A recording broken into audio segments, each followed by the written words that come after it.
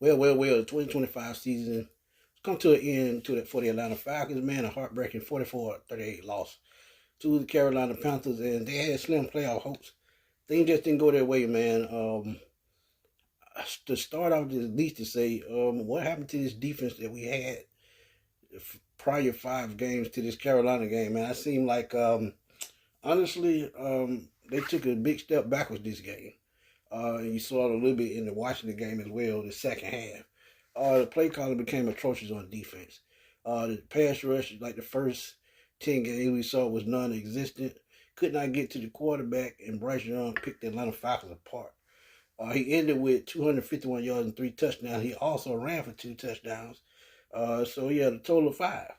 And against a young quarterback like that, and I'll give him his credit. He's slowly finding his way. He found command of the offense.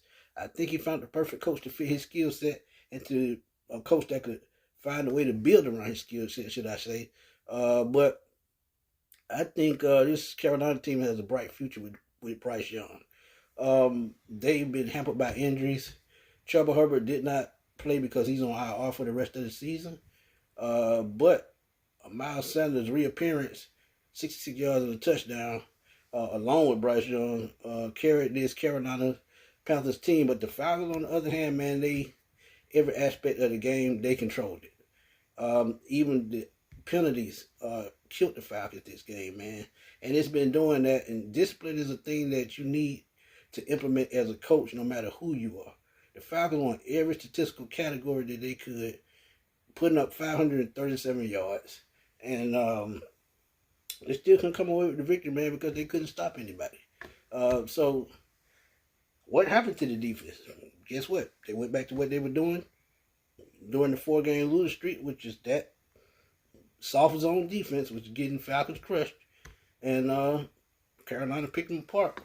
But the positive of the whole situation, man, is Michael Penix put up another pretty good game, man. Threw for 312 yards, 2 touchdowns. He did get picked. He also ran for a touchdown. But Bijan Robinson, this kid, man, I had questions. Well, I did have questions. It's just that I wanted somebody else with that 8th pick.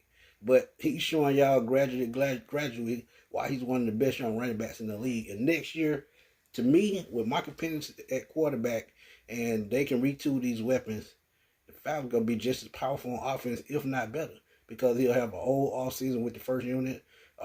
These 3 games were pivotal to his growth, to get into the speed of the game. But you look at the way he does things, I think Michael Penix is probably going to be the future of this team, and Bijan Robinson is going to be his sidekick, man. Bijan, 170 yards. Tyler Algier, 52 yards. So the run game was working. And I feel like they should have did more because it would probably have chewed up clock and helped that defense. You look at Drake London, career day. 10 catches, 187 yards, 2 touchdowns. So they did what they needed to do, man, as far as offense, putting up the most points they have all season with 31 points. But they could not stop anybody. If you look at this defense, man, I feel like D'Angelo Malone, with the right tools, could become a good rotational piece.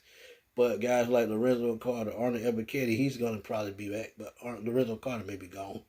But you got to start adding youth to that linebacker system. The linebackers are probably the most, I would say, disparaging unit on this team, meaning that they need help at that position. And I feel like, Kate Ellis had a Pro Bowl type season, but at the same time, he had no one to back him up at certain times. Nate Landman, he has problem covering. You look at the cornerbacks, D. Alford, second half of the season, felt like he could have played better. AJ Terrell, he showed y'all why he got the contract. He played well. But this game, man, it was just a defensive lapse in coaching and scheming for this game. You knew you were going to have to face another mobile quarterback like Bryce Young, like you did Jaden Daniels last week. So this was a failure on the coaching staff, and I feel like the coaching staff could have did better on defense because we all know how much talent this team has. But, like, again, not going to discredit the Panthers. They just came ready to play, end up season on a winning note. And honestly, if we didn't make the playoffs, I feel like we need to win this game to have momentum going into the offseason. But I know y'all want to know my answer to it. I think Raheem Morris is safe, and we know Arthur Blank don't like to fire coaches. He gives them a legitimate chance, but I will say, I feel like Jimmy Lake, he's going to be the scapegoat this year. I don't see him coming back because, as I said in the beginning of the season, I didn't approve of the hiring because you got to put veteran coaches around veteran players to make them get the best out of them. And I feel like Jimmy Lake did not do that. You still have Jerry Gray here. I think he's safe as well. But I think Jimmy Lake is probably not coming back. I think they go out on the market and look for a defensive coordinator. If Robert Saleh does not get a job, that would be my pick to bring in. Or you could bring in someone else who you feel like that has NFL experience to be a signal caller on defense. And also, last game of the season, I saw Arthur Blank on the sideline. Did not look pleased, but hey, it happens. 2-6 collapsed down the stretch after starting 6-3. Very disheartening. But again, hopefully next season brings us more change. But Raheem Morris gets one season up under his belt. I think he's safe.